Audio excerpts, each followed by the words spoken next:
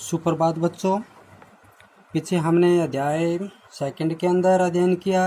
आपने हास्य कथा के रूप में पढ़ा हरिशंकर परसाई के द्वारा, और उन्होंने भारतीय जो आज़ादी से पहले जो अंग्रेज़ों का राज था उस समय जो भारत की जर्जर अवस्था थी उसके साथ तुलना करते हुए इस बस जो यात्रा थी, जो बस की मान लो उसकी तुलना की गई पुराने भारत से, और शब्दार्थ तक हमने कर लिए थे कल।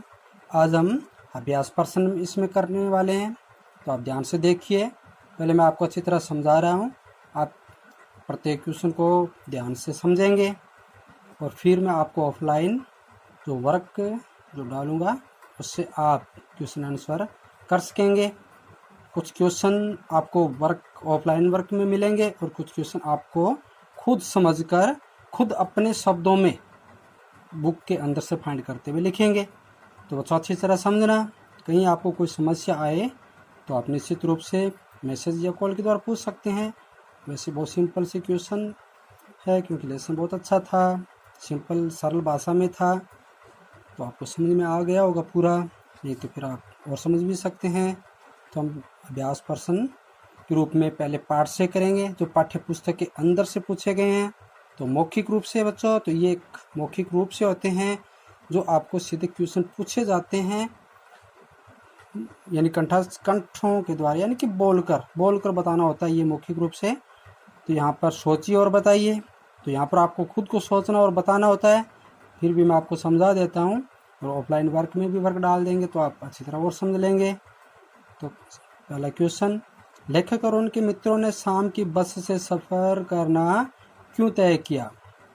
तो बच्चों, जो लेखक और उनके जो मित्र थे वो अपना कार्य करते थे, जॉब करते थे, यानी दिन में वो जॉब करते थे, तो उन्होंने सोचा कि हम रात्रि में इस शाम की बस से यात्रा करके सुबह तक लौट आएंगे, और उनके मित्रों को सुबह जॉब पर जाना था, तो उन्होंने इसलिए शाम की बस से सफ़र तय किया।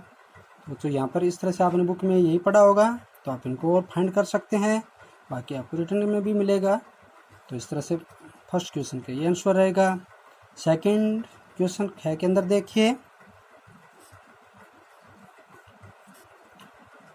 पाठ में महात्मा गांधी जी के असहयोग और सविनय आंदोलन की चर्चा क्यों की गई है? क्योंकि जिस समय गांधी जी ने असहयोग और सविनय आंदोलन किए थे उस समय भारत की अवस्था जर्जर थी, क्योंकि अंग्रेज़ों का राज था, अंग्रेज़ों ने खूब अत्याचार कर रहे थे, लूटमार कर रहे थे, तो उस समय भारत की जो अवस्था थी वो जर्जर अवस्था थी। इसलिए इस पाठ में भी जो बस की जो हालात थी वो भी बिल्कुल जर्जर अवस्था थी, तो वो इस तरह से पुराने हमारे भारत यानी आज़ादी से पहले भारत के समान जर्जर अवस्था में लग रही थी। तो इस तरह से महात्मा गांधी के असहयोग और सविनय आंदोलन के साथ बस की तुलना की गई है, इसलिए यहाँ पर असहयोग और सविनय आंदोलन की चर्चा की गई है। तो बच्चों समझ में आ गया होगा आपको। तो बाकी आप हम पढ़े भी थे कि बिल्कुल बस की हालत थी वो भारत के उस समय की हालात जैसी नज़र आ रही थी जिस समय गांधी जी असहयोग और सविनय आंदोलन चला रहे थे, जो उस समय भारत की अवस्था भी जर्जर अवस्था थी, वही हालात बस के थे। तो आपको समझ में आ गया हो गया ख नंबर। आगे गए में चलिए, इसे तो किसी क्रांतिकारी आंदोलन का नेता होना चाहिए, कथन किसके लिए और क्यों कहा गया है? तो ये कथन उस बस के हिस्सेदार के लिए कहा गया है, क्योंकि वह भी तो उस क्रांतिकारी नेता की तरह अपने प्राण हथेली पर लेकर चल रहा था, कि उसको पता था कि बस की हालात कैसे हैं, उसकी हालत मानो दयनीय थी, फिर भी वह उस बस के अंदर सफ़र कर रहा था। तो इस तरह से एक क्रांतिकारी जो नेता होता है, आंदोलन का नेता होता है, वो भी अपने प्राण हथेली पे लेके चलता है, अपने प्राणों को जोखिम में डाल के चलता है। तो इसी प्रकार हिस्सेदार भी सफ़र में या बस के अंदर सफ़र कर रहा था, तो इस तरह से यहाँ इसके लिए कहा गया है। तो ये आपको ग नंबर भी समझ में आ गया होगा। आगे चलिए, लिखित के अंदर का फर्स्ट क्वेश्चन, संकेत के वाक्यांश को पाठ में ध्यानपूर्वक पढ़कर दिए गए प्रश्नों के उत्तर लिखिए।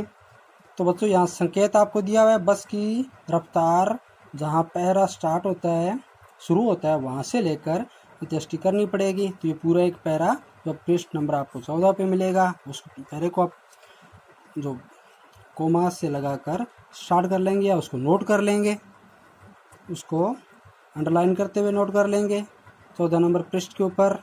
फिर उसमें से आपको जो ये 3 क्वेश्चन दिए गए हैं ये आपसे पूछे जाएंगे बच्चों। बाकी आपने 6th में 7th के अंदर भी अपठित पठित गद्यांश आपने किए होंगे, तो उसके अंदर से ही उनके आंसर ढूंढ कर आपको देने होते हैं।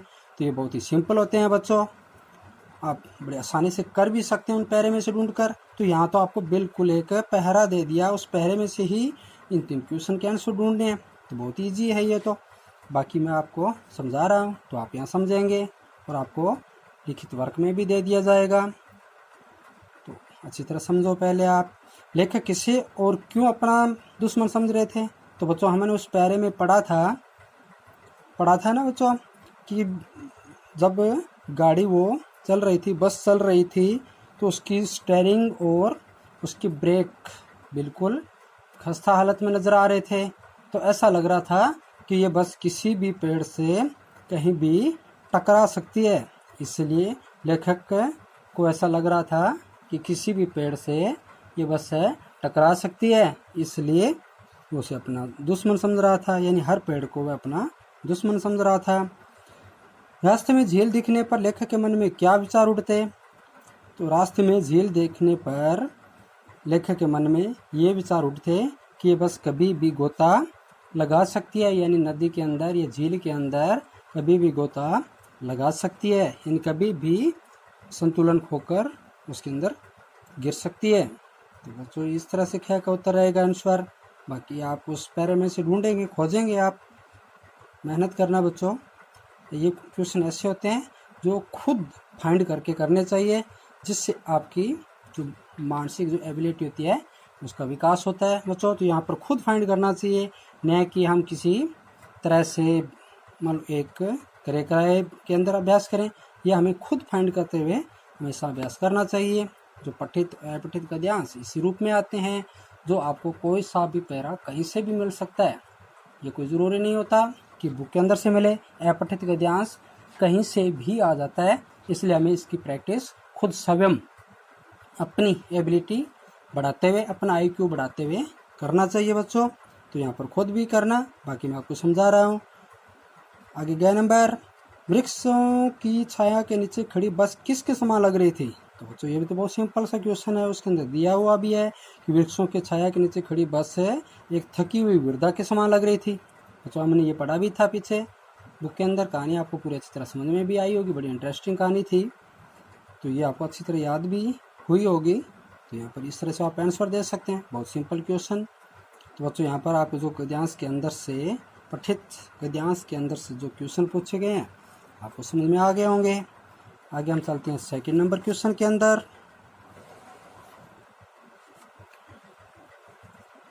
अति लघु उत्तर लिखिए। तो अति लघु उत्तर का मतलब होता है बच्चों एक लाइन के अंदर, एक पंक्ति के अंदर उत्तर देना। तो बच्चों अति लघु उत्तर जो होता है उसका अर्थ होता है एक शब्द भी हो सकता है, एक शब्द या एक पंक्ति, यानी एक शब्द के अंदर या एक पंक्ति के अंदर उत्तर देना। तो ये जो जैसा बनता है हमें वैसा देना चाहिए। अगर एक शब्द में उत्तर देना पड़े तो एक शब्द में दो, अगर आपको लगता है एक पंक्ति में उत्तर दिया जाना चाहिए तो भी दे सकते हैं। अगर बच्चों आपको ऐसा लग रहा है कि मुझे एक पंक्ति से आगे मुझे जाना पड़ेगा लिखने के लिए, तो आप 2 पंक्ति तक भी दे सकते हैं, लेकिन 2 पंक्ति से ऊपर देना ये अच्छी बात नहीं होती। तो बच्चों यहाँ पर आप एक शब्द, एक पंक्ति या 2 पंक्ति तक भी जा सकते हैं। तो समझ में आ गया होगा बच्चों। तो हम क्वेश्चन कैसे स्टार्ट करते हैं, लेखक को कहाँ जाना था? तो सीधी सी बात, एक शब्द के अंदर हम उत्तर इसका दे सकते हैं। तो बच्चों आपको याद होगा जब हमने कहानी शुरू की थी तो लेखक कहाँ जा रहा था? जबलपुर। तो आपको याद हुआ होगा, याद पहले से होगा आपको। तो आप सीधा एक शब्द के अंदर, अभी हम बात कर रहे थे ना एक शब्द के अंदर, तीसरे हम कह सकते हैं जबलपुर। तो आंसर हो जाएगा जबलपुर। ख के अंदर बस को देखकर लेखक के मन में श्रद्धा क्यों उमड़ पड़ी। बस को देखकर लेखक के मन में श्रद्धा क्यों उमड़ पड़ी।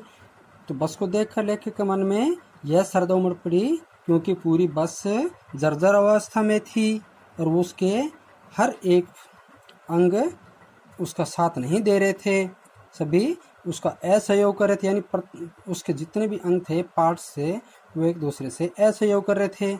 इसलिए सब जो लेखक था उसके मन में श्रद्धा उमड़ पड़ी। यानी जैसे ही उसका इंजन पहले खराबी हुई, पेट्रोल की जो पाइप थी वो लीक हुई, फिर उसका टायर भी पंक्चर हो गया, तो टायर पंक्चर होते ही उसके अंदर दूसरा घिसा पिटा टायर लगा। तो इस तरह से उसको देखकर लेखक के मन में श्रद्धा उमड़ पड़ी। तो बच्चों यहाँ पर आपको एक लाइन के अंदर आंसर ढूंढना है, तो उसके जर्जर अवस्था को देखकर हम कह सकते हैं, ठीक है ना। जर्जर अवस्था को देखकर उसकी श्रद्धा उमड़ पड़ी। तो ग नंबर, पेट्रोल की टंकी में छेद हो जाने पर बस के ड्राइवर ने क्या किया। तो यहाँ पर बच्चों कह सकते हैं टंकी में छेद हो जाने पर उसका पेट्रोल एक बाल्टी में निकाल कर इंजन के पास रख कर पाइप से उसको पेट्रोल दिया जाने लगा। तो बच्चों यहाँ पर सीधा सा एक पंक्ति या आप दो पंक्ति को रूप में आंसर आप कर सकते हैं। तो बहुत सिंपल क्वेश्चन पूरा पाठ्य पुस्तक से लिया गया, तो आपको समझ में आ गया होगा ये सेकंड नंबर तक।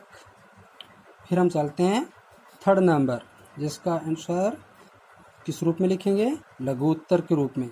और लघु उत्तर का अर्थ होता है बच्चों 3 से 5 लाइनों तक, ठीक है ना। 3 से 5 पंक्तियों तक, 3 से 5 पंक्तियों तक हम इसका आंसर दे सकते हैं। तो यहाँ पर बच्चों 3 से 5 पंक्तियों तक का अर्थ है लगभग 50 से 60 शब्द, या कह सकते हैं 30 से 50 शब्द तक हम इसका आंसर दे सकते हैं। तो यहाँ पर बच्चों हम शब्द नहीं गिनते हुए केवल पंक्तियाँ ही ध्यान में रखेंगे। भी लघु उत्तर जहाँ भी आपको मिले तो समझ लो आपको 3 से 5 पंक्तियों के अंदर आंसर देना होता है। और अति लघु उत्तर की बात की जाए तो एक शब्द में दे सकते हैं या एक पंक्ति में दे सकते हैं। अगर आपको फिर भी लग रहा है एक पंक्ति में आंसर पूरा मेरा नहीं आ रहा तो आप बच्चों यहाँ 1.5 से 2 पंक्ति तक भी जा सकते हैं, उससे ऊपर नहीं। और लघु उत्तर के अंदर 3 से 5 पंक्तियों तक हम आंसर इसका दे सकते हैं बच्चों। तो आराम से 3 से 5 पंक्तियों में आराम से लिख सकते हैं, इससे ज़्यादा नहीं। और कम के अंदर भी अगर आपको लग रहा है तो कम से कम 3 पंक्तियों तक होना चाहिए, क्योंकि थोड़ा विस्तृत करना होता है इसके अंदर, हम 1-2 शब्द में काम नहीं चला सकते बच्चों। तो आप लघु उत्तर के रूप में क्या नंबर क्वेश्चन को देखते हैं। पहले, लेखक के अनुसार लोग शाम वाली बस से सफ़र क्यों नहीं करते होंगे। तो लेखक के अनुसार शाम वाली बस में लोग सफ़र इसलिए नहीं करते क्योंकि बस एकदम पुरानी थी, जर्जर अवस्था में थी, वो कहीं भी रास्ते में रात्रि के समय खराब हो सकती थी, इसलिए लोग उसमें सफ़र नहीं करते होंगे। तो यहाँ बिल्कुल सिंपल 3 लाइनों तक आंसर आपका बन रहा है बच्चों, आप कर सकते हैं। आगे 6 नंबर, लेखक को ऐसा क्यों लगा कि छोड़ने आए लोग उन्हें अंतिम विदा दे रहे हैं। तो बच्चों यहाँ पर कह सकते हैं बस की लेखक को जो ऐसा क्यों लगा कि छोड़ने आए लोग उन्हें अंतिम विदाई दे रहे हैं। लेखक को इसलिए लगा क्योंकि बस की जर्जर अवस्था या कह सकते हैं उसकी दयनीय अवस्था देखकर ऐसा लग रहा था लोग उन्हें अंतिम विदाई दे रहे हैं, क्योंकि वो बस कहीं भी रास्ते में दुर्घटनाग्रस्त हो सकती थी, इसलिए उसको ऐसा लगा कि लोग अंतिम विदाई देने आ रहे हैं, जैसे दे के जा रहे हैं। तो यहाँ 6 नंबर के अंदर आप इस तरह आंसर 3 से 5 पंक्तियों में दे सकते हैं। 6 नंबर, बस स्टार्ट होने पर लेखक को कैसा अनुभव हुआ। तो बस स्टार्ट होने पर लेखक को लगा जैसे पूरी बस ही जैसे इंजन हो, यानी कि इंजन के स्टार्ट होते ही ऐसा लगा जैसे पूरी बस ही इंजन हो। उसको ऐसा भी लग रहा था कि जिस सीट पे वो बैठा था उसके नीचे भी जैसे कोई इंजन लगा हुआ हो, उसके शीशे इस तरह से बज रहे थे या शीशे इस तरह कंपन कर रहे थे जैसे कभी भी ऊपर गिर सकते हैं। तो इस तरह से बच्चों उन शीशों से बचने के लिए लेखक बहुत दूर होके बैठ रहे थे। तो इस तरह से हम कह सकते हैं 3 से 5 लाइनों में इसका उत्तर लिख सकते हैं। तो यहाँ पर बहुत सिंपल से क्वेश्चन, और आपको लर्न भी होंगे, पूरा अध्याय आपको पूरा याद भी होगा, तो इनका आंसर आप बड़े अपने शब्दों में उत्तर दे सकते हैं। तो यहाँ बच्चों आप रटे रटाए जो हम क्वेश्चन आंसर करते हैं उसकी बजाय बच्चों अपने शब्दों में उत्तर देने की कोशिश करना है। बच्चों आपको अपने अध्याय के अंदर से अच्छी तरह से पढ़कर और अपने आप अपने शब्दों में उत्तर देने चाहिए। जैसे हमने पढ़ा था ना बच्चों, सोचिए और बताइए। तो सोचिए बताइए का मतलब भी यही होता है बच्चों, खुद सोचना चाहिए और बताना चाहिए। तो अपने शब्द में अगर आप आंसर लिखोगे तो आपसे गलतियाँ बहुत ही कम होगी और आप हर बच्चा इसका आंसर भी दे पाएगा। और अगर आप रटे रटाए क्वेश्चन आंसर करते हो तो आप वहाँ पर आप भूल भी जाते हैं, लिख नहीं पाते, फिर आप उसमें बीच में छोड़ देते हैं। तो बच्चों ऐसा नहीं करना चाहिए, अपनी IQ पर हमें विश्वास करना चाहिए, विश्वास रखना चाहिए बच्चों। तो आपको यहाँ 3rd नंबर क्वेश्चन तक 11 नंबर तक समझ में आ गया होगा। अब आगे हम क्वेश्चन नंबर 4 कर रहे हैं, जिससे दीर्घ उत्तर लिखिए। तो दीर्घ का अर्थ होता है बच्चों निम्नात्मक आंसर देना, या कह सकते हैं दीर्घ मतलब बड़े रूप में आंसर देना। और निम्नात्मक क्वेश्चन बच्चों होता है 1 पृष्ठ का, आपकी नोटबुक का आधे पेज से ज़्यादा में मालूम कह सकते हैं ऊपर मालूम उसका आंसर लिखना चाहिए, यानी हमें 1 पेज के अंदर उत्तर देना ही चाहिए।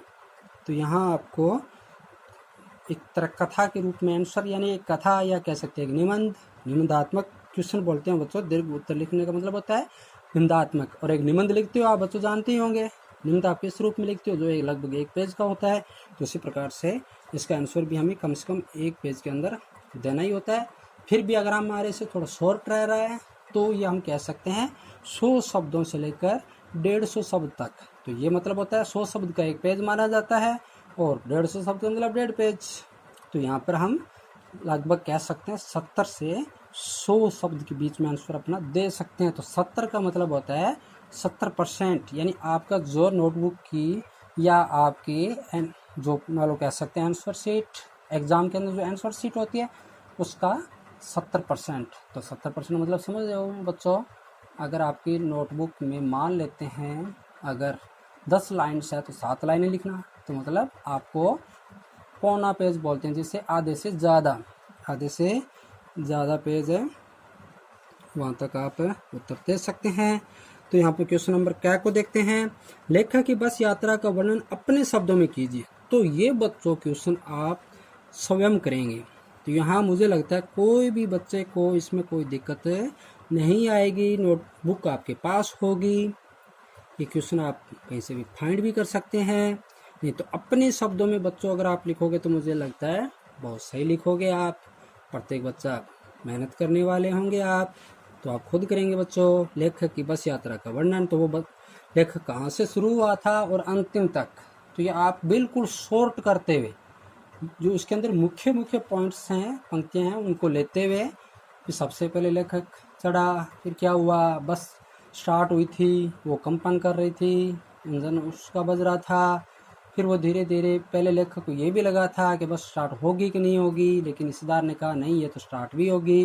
जब स्टार्ट हुआ तो पूरा इंजन ही ऐसा लग रहा था जैसे पूरी बस ही एक इंजन है। फिर स्टार्ट हुई, धीरे धीरे चली, फिर आगे जाकर किस तरह से दरदर अवस्था में थी, लेखक को बार बार मन में ऐसे विचार आ रहे थे कि ये बस कहीं भी किसी पेड़ से टकरा सकती है, हर पेड़ उसको एक दुश्मन नज़र आ रहा था, और उसको कहीं अगर नदी या झील नज़र आती तो उसको लगता है कि इसमें गोता खा जाएगी। और फिर जैसे ही उसका टायर पंचर हुआ, टायर बदला गया, फिर लेखक को ऐसा लगा कि शायद हम इस बस में अब हम अपनी मंजिल तक नहीं पहुंच पाएंगे, ये कहीं भी हम दुर्घटनाग्रस्त हो सकते हैं, क्योंकि उसकी जो रोशनी थी वो भी कम हो गई थी, उसकी जो प्रकाश की रोशनी जो उसकी थी, जो उसकी लाइट थी वो भी धीरे धीरे मंद पड़ गई थी बच्चों। तो यहाँ इस तरह से अपना आंसर दे सकते हैं यहाँ पर पूरा। तो समझ में आ गया होगा बच्चों। तो ये स्वयं करें, तो कोशिश करना बच्चों कि आप खुद करें, और मुझे लगता है प्रत्येक बच्चा बहुत अच्छी तरह करेगा, इतना मुझे विश्वास है। और और ख़ुद मेहनत करना बच्चों। हर बच्चा इसको कर सकता है, कोशिश करना। और 6 नंबर के अंदर पाठ के अंत में लेखक ने बस को ही अपना घर क्यों मान लिया, तो ये बिल्कुल लास्ट में हमने पढ़ा भी था बच्चों कि जैसे उसका टायर पंचर हुआ था, और जब टायर पंचर होकर जब एकदम पूरा हड़बड़ाहट के साथ बस रुकी थी, यानी पूरी एक तरह से उसमें एक कंपन के साथ बस रुकी थी, तो सभी डर गए थे, लेकिन किसी तरह बस रुक चुकी थी। और टायर बदल कर जब बस चलने लगी तो लेखक के मन में ये विचार आया कि ये बस ही शायद हमारा घर है, हम इसी में ही रहेंगे। अगर हम किसी काम से जा रहे हैं तो हम अपनी मंजिल तक वहाँ पहुँच ही नहीं पाएंगे, ऐसा लग रहा है हम पूरी रात इसी में ही सफ़र करते रह जाएंगे। तो उसने अपना घर मान लिया था, क्योंकि जब वो चले थे तब से लेकर पूरी बस से ही उनको धीरे धीरे रेंगती हुई चल रही थी। ऐसे लग रहा था कि ये पूरी रात हमें इसी के अंदर ही बितानी पड़ेगी। जो घंटा भर का रास्ता था, जो उन्हें बहुत ही लंबा नज़र आ रहा था, तो इस तरह से लेखक ने उसे अपना घर माना था। तो बच्चों आज हम वर्क यहाँ तक ही करते हैं, आगे हम कल करेंगे आगे दिन के अंदर। तो बच्चों यहाँ तक आपको पूरी तरह से समझ में आ गया होगा। अगर इनमें से आपको कुछ भी समझ में नहीं आया हो तो आप कॉल के द्वारा मैसेज के द्वारा पूछ सकते हैं, बाकी आपको रिटर्न के अंदर भी मैं ये वर्क डाल दूंगा बच्चों। लेकिन जो इसमें मैंने आपको स्वयं करने के लिए कहा है बच्चों, ये आपको खुद ही करेंगे आप, और मुझे आशा है कि आप कर भी लेंगे, कोई आपको समस्या भी नहीं आएगी, कि बहुत ही अच्छा सिंपल सरल भाषा में आपका अध्याय था। तो आप अच्छी तरह से अपना वर्क करना बच्चों। ये वर्क आपको कल आपको नोटबुक आपकी मिल जाएगी, ट्यूसडे को आपको मालूम जैसे आपको बुक मिलेगी, आज आपको मान लो वेडनेसडे को नहीं बच्चों, ट्यूसडे यानी आज आपको आपकी नोटबुक मिल जाएगी। तो इसमें आप अपना वर्क करना। जय हिंद।